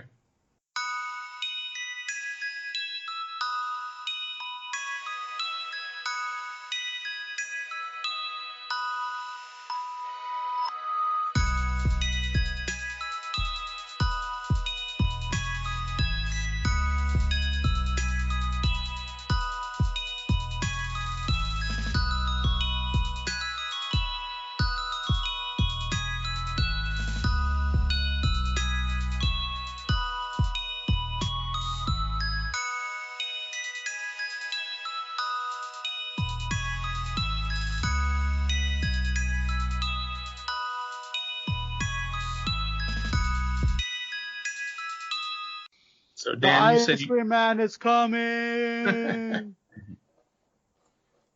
Dude, I watched that video on that article. That was cool. Yeah. So that was really cool. So did you guys get a look at it? No, I don't even know what you're talking about, to be honest with you. Yeah, go ahead. Okay, so the RZA from the Wu-Tang Clan came up with a new ice cream jingle for Good Humor. Good Humor approached him, and he said, like, hey, that turkey in the straw is racist. We want you to come up with a new jingle. So, like, he said, we ain't gonna play that shit because you already heard that shit. Come up with something new. So the RZA came up with a new song. He's all, look, Wu-Tang is forever. I'm giving this to every ice cream man in the nation. If they want to use it, they could use it. I'm coming up with a new Ice Cream Man song. So yeah, Good Humor and RZA are giving it to everybody for free, perpetuity, forever. He wants it to be not reflective of a racist culture or slave culture, anything like that. He wants it just to be open for everybody, meeting the needs of everybody. It can be proudly played in any type of neighborhood, anywhere. Well, that's cool. And that shit's fucking good, too, man. It's a cool little jam. Really? Yeah. Damn, It's a play cool that little shit. jam. He will. He ran away. I think he went to go watch a show. You want to go take a licazo? Yeah. Dan's saying he's missed shows. I watched Frank Turner's. He had a high quality live stream at the beginning of the month. Yeah, I saw that you watched it. It's an honor. It's his show 2,500. Oh, wow. So he's been doing indie stuff for about 10 years now, maybe a little bit more at this point. 2,500 shows. Wow. So that's pretty intense. He's running 200 shows a year at least. Dang. So great quality show, man. Super high quality, super energy. I'll send you guys pictures of the setup. I haven't sent them to you yet. It was just them, just them in a warehouse. But even within the warehouse, they were social distance. They were all 6 feet apart at least, and then they all had their dividers between them. So they were rocking out in their little, basically punk rock cubicle. Their amps and their things, their setups were in their individual pieces, and then Nigel, the drummer, was facing them. So instead of being behind them, he was facing them, and he had his own shield in front of him like that too. Oh, that's so shit. That would be a place where you could get away with it. Yeah. So I mean, that may be what we go to see. Is that the future of live music? Is having everybody in their own little divider? Wow. You know what might be? We might go back to seating with like little dividers. Who knows? At least for the foreseeable future, we might be. That's how it might be. Have you seen the pictures of like festivals where they have they're not pods, they're platforms on little risers? The ones that look like little wrestling rings?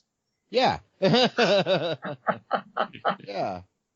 I mean, it seems like that's you're still keeping open. Everyone's socially distant. You throw a macho elbow. Yeah, really climb off the turnbuckle. Dusty Rose, baby. That'd be fun. That'd be fun. Hey, so I haven't listened to the Bad Religion's new release of Faith Alone yet. I listened to it once. I don't remember much about it. It was it was a piano version. Yeah, it was. Yeah. Different. Yeah. It was like the lounge version of something that, when you think about it, Faith Alone is not a fast song to begin with. Like, not really. Not in the scope of Bad Religion songs. Faith Alone is one of the slower ones. And this was like, I mean, it was good, but it was like walking into Nordstrom and hearing, which doesn't exist anymore around us. But, and hearing, Faith Alone being played on the piano guy there. Interesting. But you're getting a lot of that right now because of the nature of quarantine. You're not in the same room with these people, so there's times where you're playing something by yourself. You're figuring out whether or not you can do it on a piano, if you're going back to the acoustic and playing it like that. The Menzingers are just releasing the album they just released in June of last year, Hello Exile. They're re-releasing it called From Exile, and it's them all performing it in their basements, their garages, their bedrooms, whatever the hell they performed it. And it's the more acoustic style track setting. I think that's just to do something a little bit different, because when you think about it, there's been some stuff that has come out, and you do see bands recording stuff. Like that's, and you do see some awesome stuff. That's actually live in a studio. Like it's going back home studios. Right. Well, no, even like an actual, like you can go out to studios, because again, when you think about it, given the nature of recording, and I think we've all been in a recording studio to see how that actually takes place. That's a place you can socially distance. You don't need to be, near anybody else. Or, if you're like, the guitars are usually, they tend to be in the same room. So, but you can separate them apart in the room because, you each have your own set of amps anyway. The drums are usually recorded there too. It's usually the drums. Usually you lay the drum tracks down and they're there. The guitar can be in a different room, because the drum tracks are the basis of it. Then the guitar tracks and the bass tracks are laid down. Obviously, the vocals are recorded separately, so that's usually in a different room. Like you don't have to be all together to do that. It doesn't have to be in a live setting, or it can be in a socially distanced thing. So I've actually seen bands that have gone into the studio, and bands are starting to practice again to start writing new music and stuff. Because there are a lot of bands right now that are writing new music because they have the time to actually do it. I was listening to NPR. And they have on NPR, they have those tiny desk concerts where they get like a big band or artist, and they'll have them play at a desk. And they've had like Chicano Batman, Ozo Motley, Cardi B, I think the Roots Lizzo. have done it. Yeah, a lot of people have done it. And once a year, they'll have independent artists who are not signed do it, and they say like, you know what? A lot of these independent artists, you could see them like on Zoom. They're all in different areas recording. They're like, okay, 1, 2, 3, and they're all recording. They probably have the same troubles that we have when we record, like, like somebody's internet goes out or something like that. But they're all recording, making sure like they get this done so they could get their spot for our Tiny Desk concert. Mm-hmm.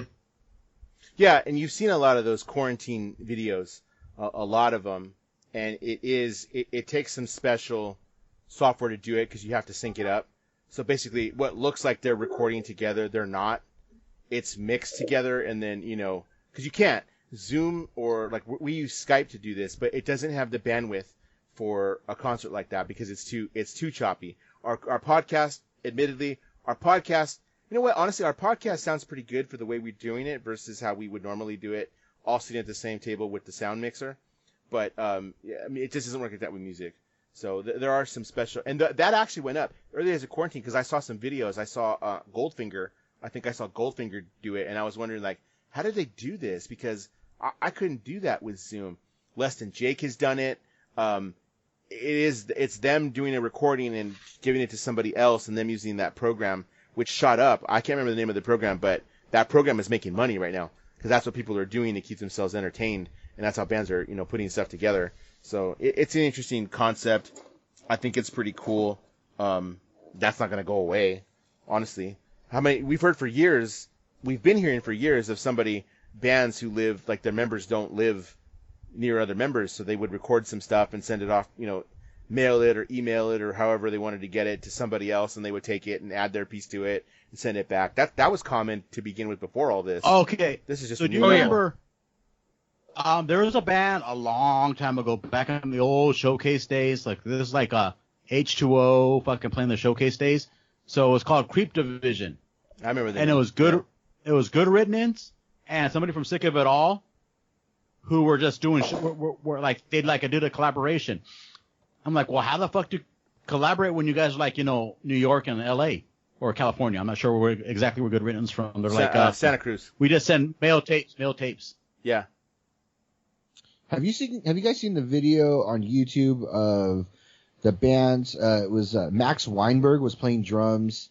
One of the guitarists for My Chemical Romance. Some other guy. You sent that. You sent that, right? Yeah. Where they did Halloween. Yeah. No, they didn't do Halloween. They did. No, it wasn't Halloween. Earth AD. Earth AD. Yeah. Yeah.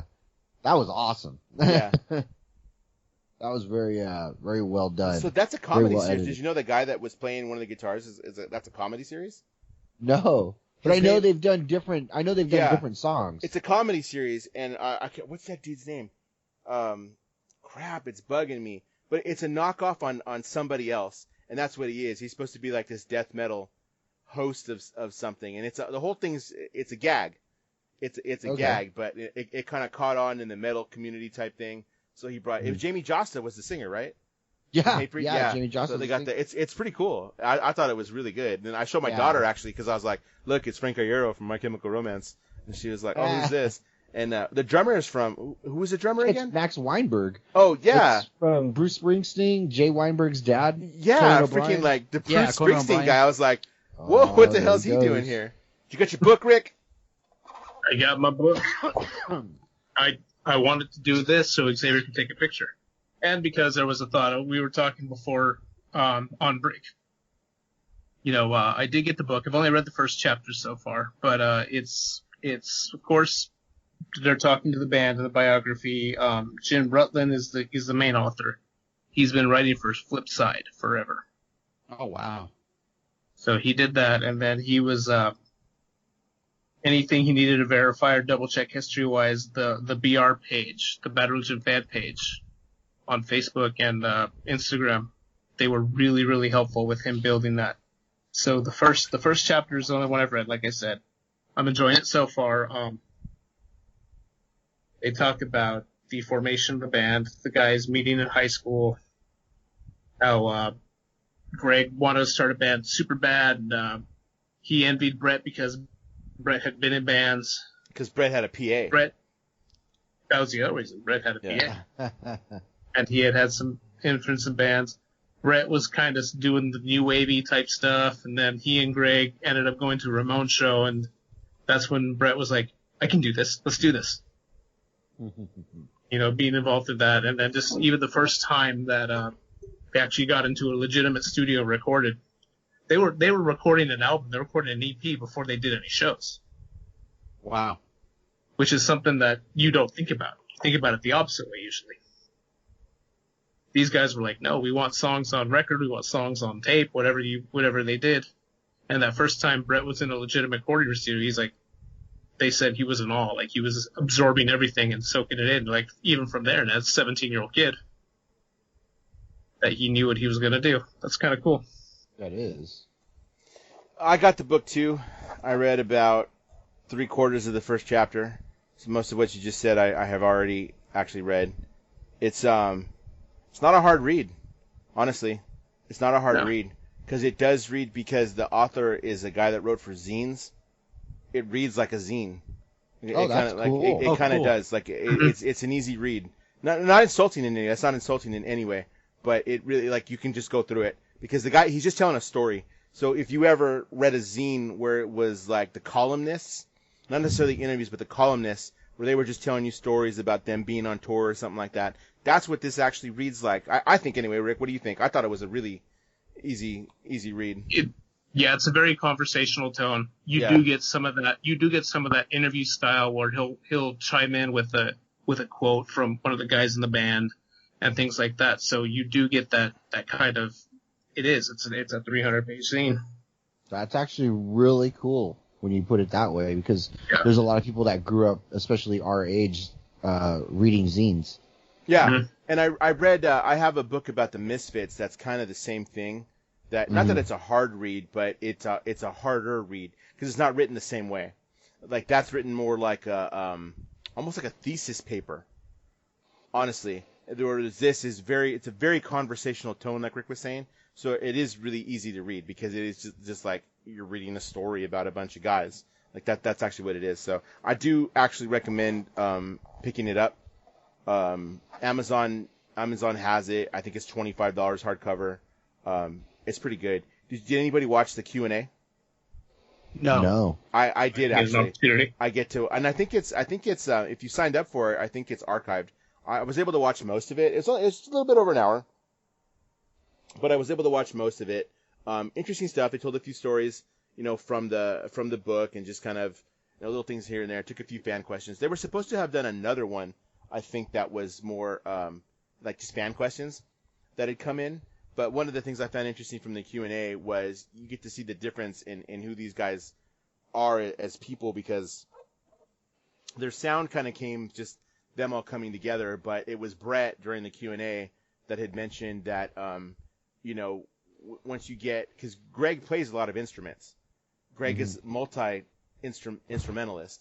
He plays several different things. And Brett had mentioned, like, oh no, you give a piano or a synthesizer to Greg and you don't get anything kind of punk rock, you get freaking Jethro Tull.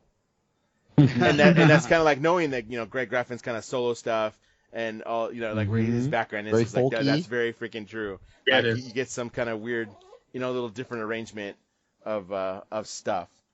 But I think you guys have known. I found this interesting. This was in the book, and you kind of know this, and you get to hear it in the albums actually. But the two main songwriters in Bad Religion obviously are Greg and Brett. The two, well, Jay is a founding member. I can't tell you that he's not. He is. But those are the two main songwriters, and they always came with completed songs. Like it never was a collab between those guys. Songs are either written by Greg Graffin or they're written by Brett Gurewitz, and then they bring even from the very beginning. Even from the beginning, they would come with completed songs, and then the band would, you know, they'd show them how to play each other, and then it would work out like, okay, what if we did this piece instead of this? But that's how it's always been. It's been like that since day one, which is kind of cool to know too. So I definitely recommend that you pick up this book if you're a fan at all of Bad Religion, because it even went into the name, which I've known for a long time, that the name Bad Religion actually has nothing to do with religion. And I'm actually sitting here wearing a Suffer t-shirt. That's what I have on today. Mm-hmm. As a matter of fact, Mama Graffin actually really liked the name and the logo. Yeah, and it really is like anything that any kind of question authority is that's Bad Religion. That's what it is. And I've heard the band say that before. As the name has nothing to do with religion. It has to do with that questioning and authority stuff. Like if you're not questioning authority, you're looking at Bad Religion. That's what it is. And then the logo. Think about the time you were in. We know this. We know that at one point in the punk rock scene, kids wore Nazi. They wore swastikas for the shock value. For the shock value of it. Well, Brett never felt comfortable doing that, being Jewish, so he went with the cross. They came out with that and said, "Here's the logo," and it's purposely designed to be the black, the red, and the white, like the Nazi logo. Of the Nazi logo. Yeah. Of the Nazi logo. So that's kind of like interesting little tidbits where it's just, again, still a piece of the shock value. Didn't they say something about, oh, you can't, and I think they threw out, I don't know if it was a real punk band they threw out or some name of something where it was like, you can't be this because if you do that, like, dumb and drunk or something like that, like, you always have to live up to that name. And, like, so we didn't want to pick anything that was, like, stupid like that we knew we might outgrow. But Bad Religion. Wasted Youth. Yeah, Wasted Youth. That's what it was. Yeah. It was Wasted Youth. You don't want to be Wasted Youth for 40 years and always have to be wasted and have to be youthful. Mm-hmm. Where Bad Religion didn't have that. You could be Bad Religion 10, 15 years down the road. 40 years now down the road. Yeah. No, and that's the thing is they didn't think of 40 years at that point. They were just thinking, let's have some fun. Yeah. But that, and then just hearing about the experience in developing and practicing, you know, they called it, what was the hellhole, right? Right. They called the practice area, which was, you know, the Graffin Garage. Because it was hot, that's why. The hellhole, because it was hot as heck. But they said at some point they would have all these friends come and they would watch them rehearse, but it was one of those things. It's like they left before dinner time, before Mama Graffin came home. They weren't. It wasn't this wild, you know, raucous crowd. It was, they literally wanted to hang out, and then when that was done, okay, practice is done, they went home. Well, remember too where they grew up, because they grew up in the Valley, and the book does a good job of saying this. That, like, and Xavier, you know this for sure. In the movies, a lot of times, the Valley always gets lumped in as part of Hollywood, but it's not. Mm-hmm. It's not. The Valley is a very different area from what Hollywood actually is. Like, it doesn't have the dirtiness. It is suburban. It is more conservative and it's not a stone's throw from the beach. The Valley's not there, and 5 minutes later you're at the beach. That isn't what the Valley is. It's not L.A. Although the movies would like to have you think that. That's not what it actually is.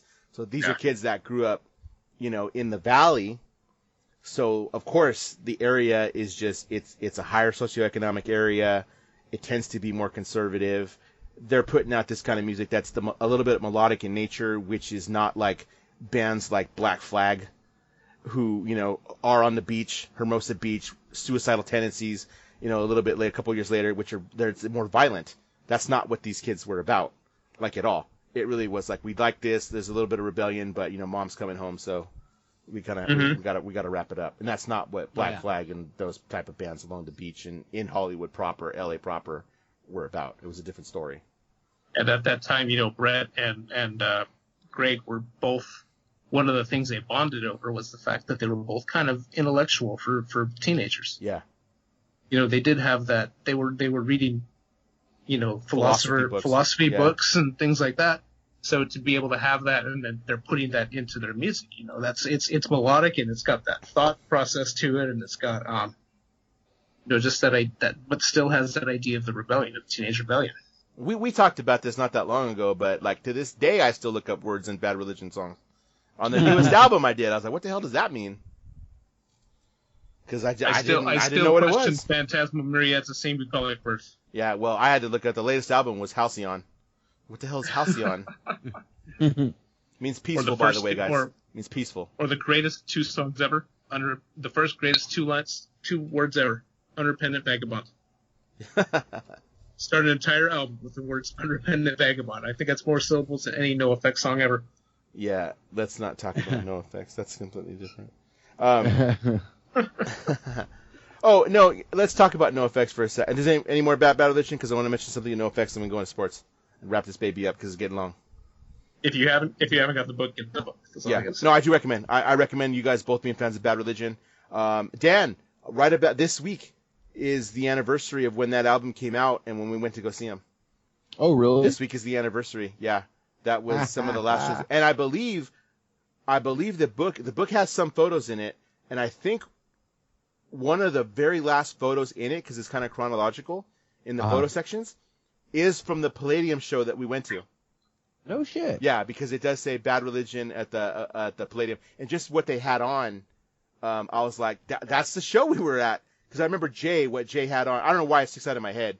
Because Jay's Jay's fashion is kind of different, kind of on every. I've seen Jay play in a dress, you know. Of course. Yeah. As the Easter Bunny. The hair, the Easter Bunny. That too. Hair got long, hair got short, hair got kind of spiky. Now it's white. Like, you know. Yeah, but I remember the way he looked that night. Because when he came out at the end of the show and said, "Hey, I want y'all to remember that punks can be good people," blah blah blah. That stuck with me. Yeah. That really got to me when he said that, and I remember that because it's just one of those moments. You're just like, dude, he really got to me with what he just said. That he had that outfit on in the picture, so I was like, that's the show we're at, dude. Gotcha. And it's it clearly states Bad Religion at the Hollywood Palladium, and I was like, damn, it looks like Bruce Willis and Jay Bentley on stage. Bruce Willis. NoFX. The only thing I'm going to say about NoFX is if you haven't seen it on Alternative Press, you go to YouTube, Alternative Press.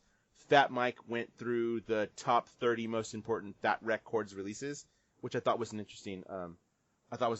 Thing to do, and there's some good albums on that list. So if you haven't checked that out, it's something to watch. It's about 30 minutes long, but it was quite interesting to see the albums that the guy that owns Fat Records, picked to say these are important releases on Fat. I thought it was pretty cool. Hey, does the name Rob Shapiro ring a bell at all? Rob Shapiro? Yeah, why? Who was that? I'm going to have to look that up. I'm going to cut this out, but the name does. Oh, he was an attorney. He was OJ's attorney, wasn't he? Yeah. OJ Show, yeah. Yeah, Bob Shapiro, yeah. No, that's not the context. Okay, never mind.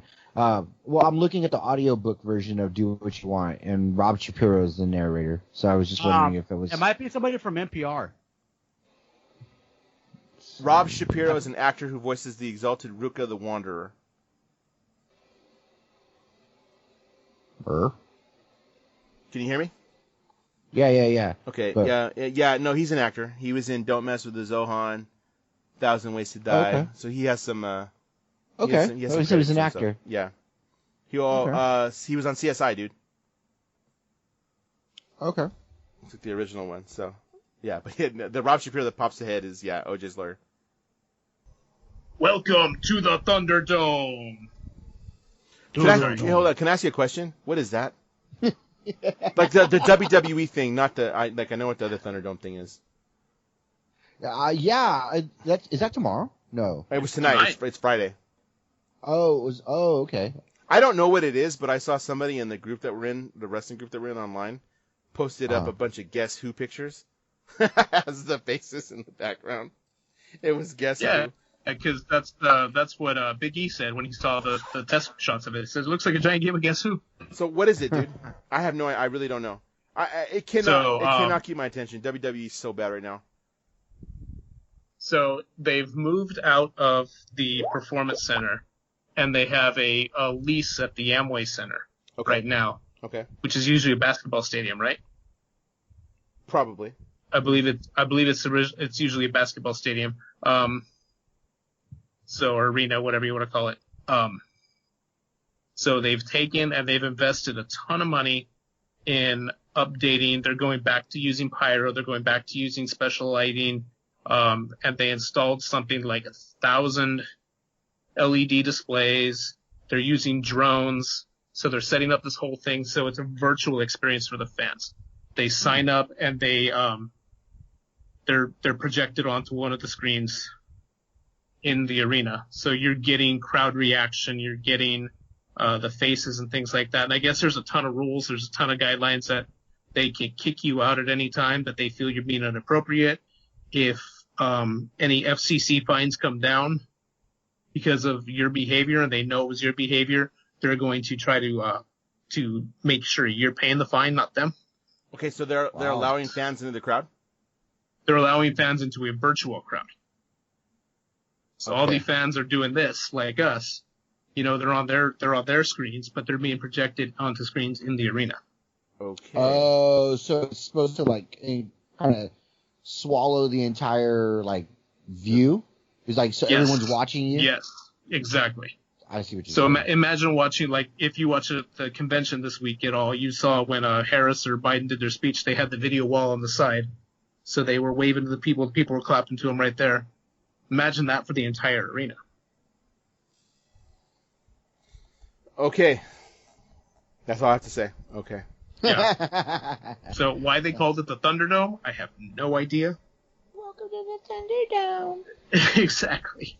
2-man enter, 1-man leaves. Meanwhile, maybe that's why. AEW, because they've been in the same spot, have managed to are going to start bringing in fans and placing them in pods.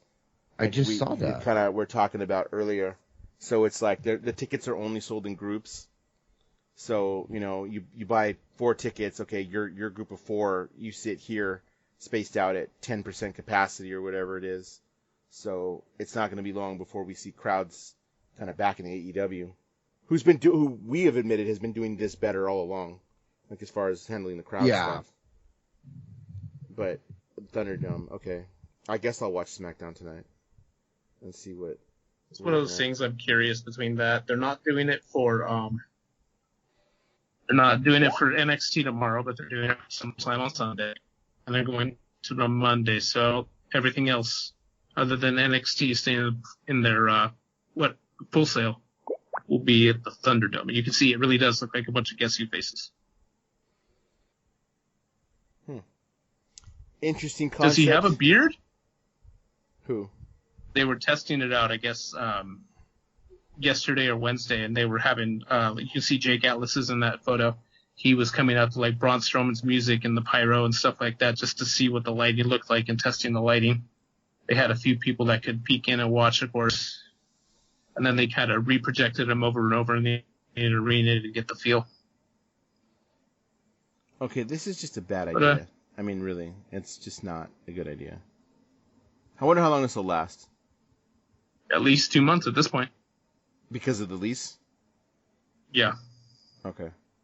And then the underground thing. Oh, Lord.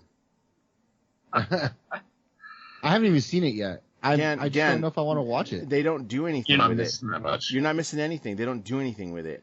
What it is it's a different room that has a ring set up that doesn't have any posts. So it's just the mat, right? And it's black because it's supposed to look like this Fight Club thing. So it's made to look like these guys are actually doing MMA type of shoot fighting, but what they're doing is it's not, dude. You can tell it's not. You can tell that's a wrestling move. They end up putting some holds on each other that are very basic, BJJ holds or just Greco-Roman wrestling type holds. All of a sudden, there's a turn and somebody picks him up and it's like a side slam, or you know what I mean? It's like this is not. The throws look good. There's a lot of hip tosses and things like that. The throws look good. I mean, but it's not. You don't even see full matches. Like you go in and it's like it's already in progress. Like they're running their own fight club in the back. It's freaking stupid.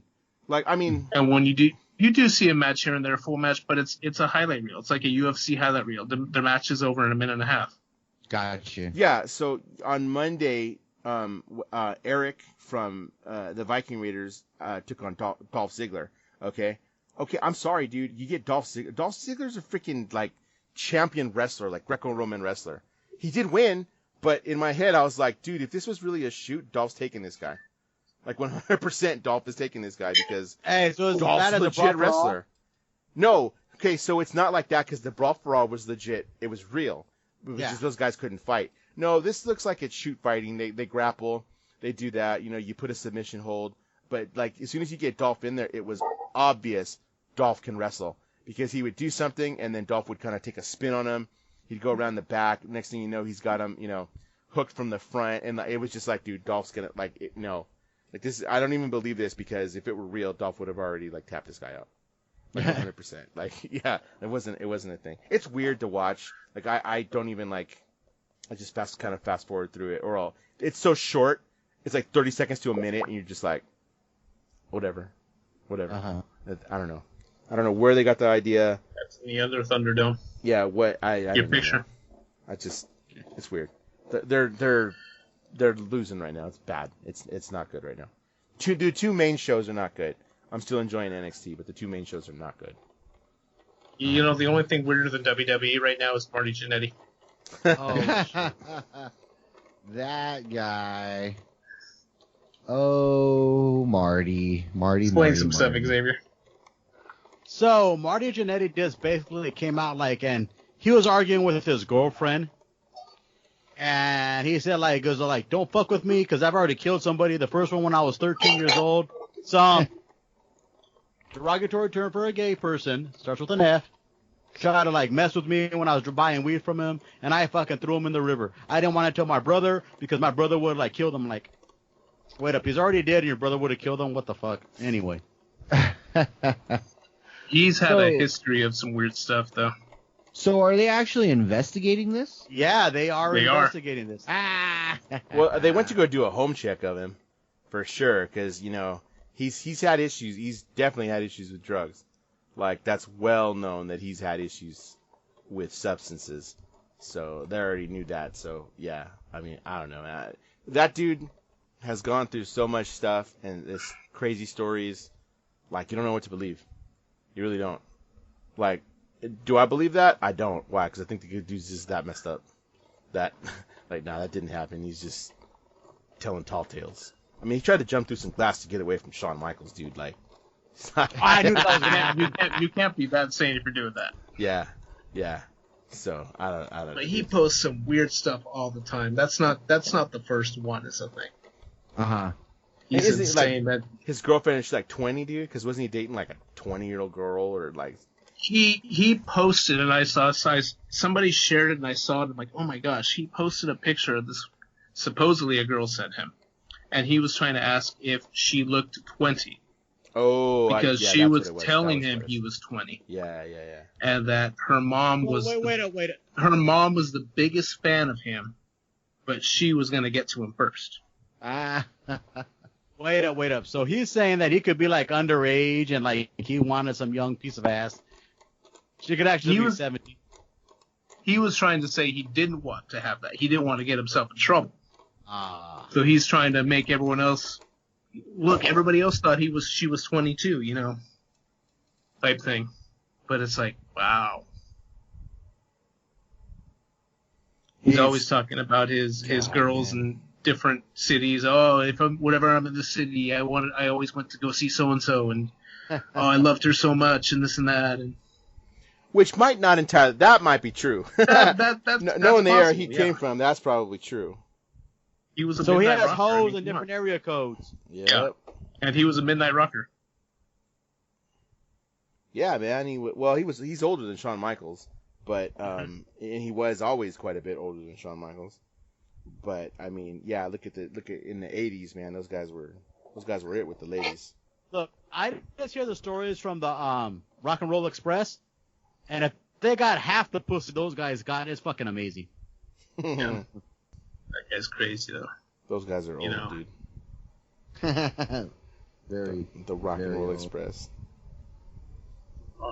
Dude, they were on Dynamite the other day, and I'm like, oh my god.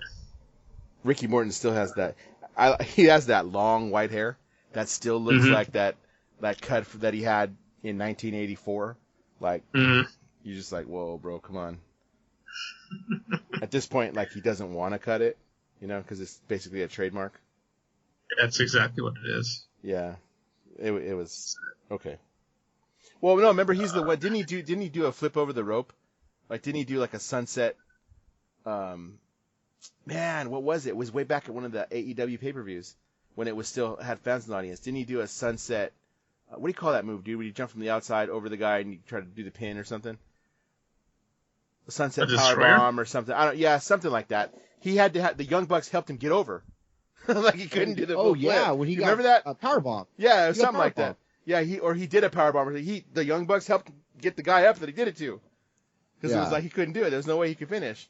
So it was it was something else. Like, at some point you gotta stop, man. Like you gotta call it quits. Call it quits. It's all right. Anything else, man? Well, we didn't give Kamala his due, did we?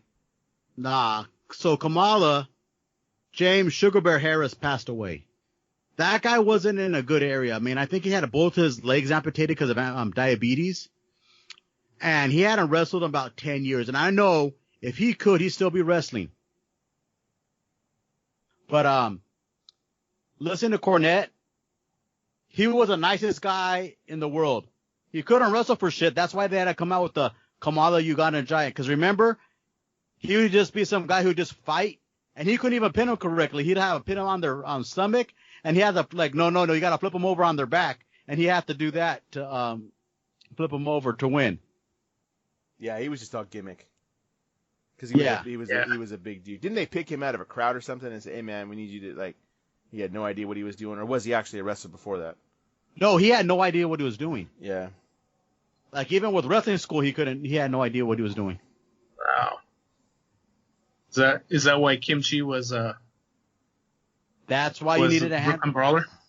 That's why you needed a handler for him. That was right. Kimchi was a Brooklyn Brawler, wasn't it? That's most of the time he was, yeah.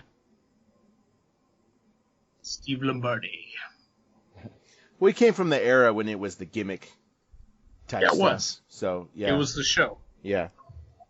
So, I mean, that's fine. Different time, different era. It was more power to him. Make some money. Yeah. So, rest in peace, Kamala. And it was iconic, man. You saw him come out, you knew, you popped. You popped. Well, remember he had a program with The Undertaker. Mm-hmm. It was a coffin match. I remember it was a coffin match with The Undertaker. It was the coffin match. Yeah, and they had to build a special coffin for Kamala because he was so big. Damn. Wasn't that the feud where it was the coffin match where they buried The Undertaker? I'm not sure. That was the one where he came up on the screen and the lightning hit and you opened the coffin, he was gone? Maybe. Vic's not here, so I don't know. Consult the Vic. Yeah, Vic's not here. What's up, Vic? You've been kind of quiet lately. Hey, so before we wrap up, man, we at least got to make the comment that the XFL is going to stay alive. It is. That's pretty crazy. You can't kill the XFL, right, XFL? No, you can't. So, Dwayne The Rock Johnson and his ex-wife and some other partners have decided to buy the XFL.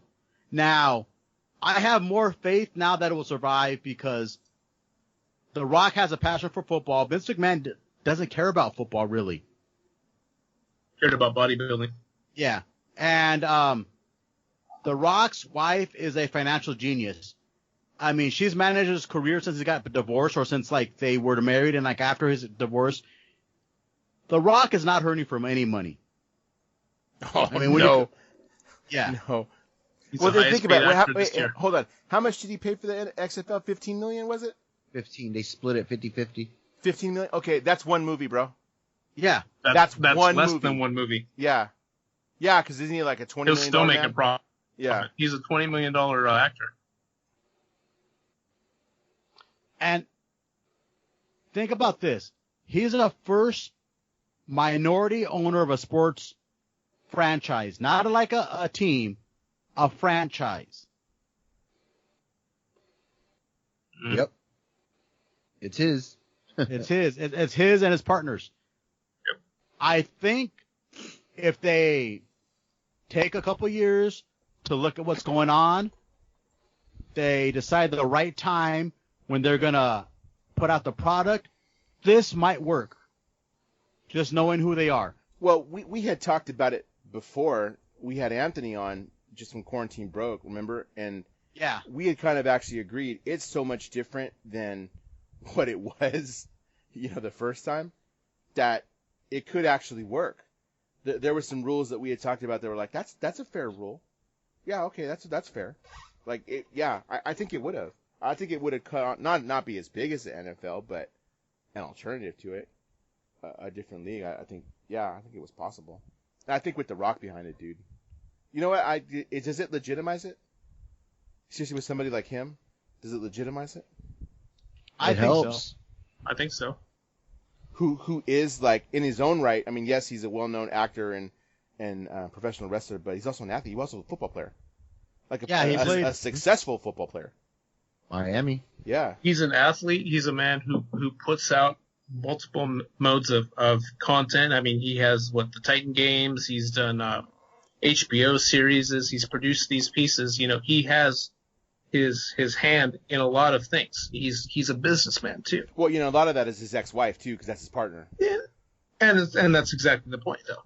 Yeah. Is that there is that legitimacy in the business aspect, not just the one-trick pony of Vince McMahon saying, I'm going to build the World Bodybuilding Federation. Oh, I'm sorry, I mean the XFL. You have that. I mean, he's doing it just because McMahon was doing it because he could. Rock's doing it because he has faith in this. He believes in it, and he thinks there's a viable thing going there. It doesn't hurt that they're well connected, the two of them. Oh, not at all. It doesn't Not at all. hurt at all. So, all right, man. Hey, I'm gonna before we move on and kind of close out, I have to correct you on something. The casket match that we talked about, Taker actually won that, so it wasn't the match. So it was Yokozuna was the one. Yeah, it must have been the next one with Yokozuna. It wasn't. Okay. It wasn't Kamala. Kamala lost that match. Okay. Yeah, I got one more thing. So I was just reading. I just came across the Bill and Ted movie. So it's going for $24.99 to rent it for 48 hours, pretty much everywhere. But if you go to Fandango's, Fandango now, they've got it $5 cheaper, so it's only $20. Oh, no. So a little gift from the podcast to everybody out there. You save a buck where you can, homie. You save a buck where you can. All right. All over. All right, Rick. Let's do it. Let's close this bad boy out. All right. Thank you guys for listening. Of course, as always, if you have any music you want to share with us to play on the podcast here, if you have short films, or if you have a zine you want us to read through, because obviously we like zines, you can email us at exocast@yahoo.com. We're on Instagram at exoculture. We're on Facebook as exocult. We're on Twitter at exocultcast. You can find Extraordinary Culture Podcast on iHeartRadio, Podomatic, iTunes, Podcast, Stitcher, Google Play, Spotify, and YouTube. You can even ask your smart home device to play the Extraordinary Culture Podcast. Remember, there's a path to take and a path not taken. The choice is up to you, my friend. Happy birthday, Joe Strummer.